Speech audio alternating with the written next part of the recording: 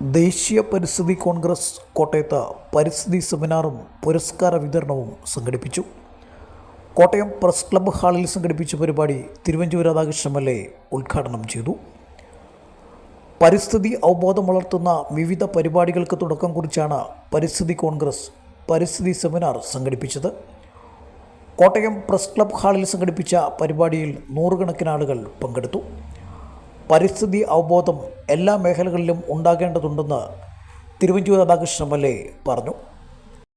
പരിസ്ഥിതി മനുഷ്യന് മാത്രമല്ല, സത്യം പറഞ്ഞാൽ വന്യമൃഗങ്ങളുടെ ആക്രമണം നമ്മളുടെ കേരളത്തിൽ ഇപ്പം ധാരാളമായി വരികയാണ്. ആനകൾ കാട്ടിൽ നിന്ന് പുറത്തേക്ക് വരുന്നു, വന്യജീവികൾ നാട്ടിലേക്ക് വരുന്നു.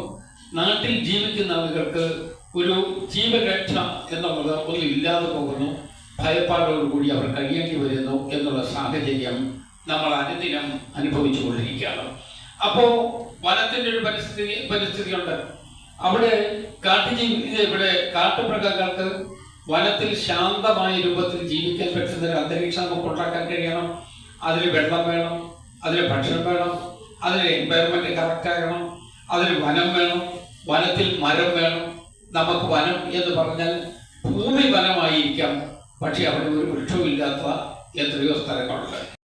CSI മധ്യകേരള മഹാ ഇടവക ബിഷപ്പ് ഡോക്ടർ മലയിൽ സാബു കോശി ചെറിയാൻ അനുഗ്രഹ പ്രഭാഷണം നടത്തി. Francis George MP. വിശിഷ്ടാതിഥിയായി പങ്കെടുത്തു.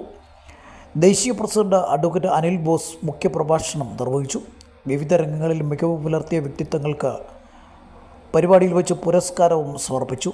മാധ്യമരംഗത്തു നിന്നും SD റാം, PM ബിനുമോൻ, യുവ മാധ്യമപ്രവർത്തക അജ്മി ഷംസ് എന്നിവർ അവാർഡിന് അർഹരായി. പരിസ്ഥിതി പ്രവർത്തകരായ ജെയ്സൺ MK, സുനിൽകുമാർ MS, ഉണ്ണികൃഷ്ണൻ ഗുരുക്കൾ, ജോസഫ് ലിയോ എന്നിവർക്കും പുരസ്കാരങ്ങൾ നൽകി.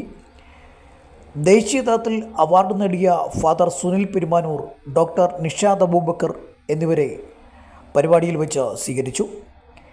കേരളവും പരിസ്ഥിതിയും എന്ന വിഷയത്തിൽ KPCC general secretary advocate Tomy Kallani വിഷയം അവതരിപ്പിച്ചു.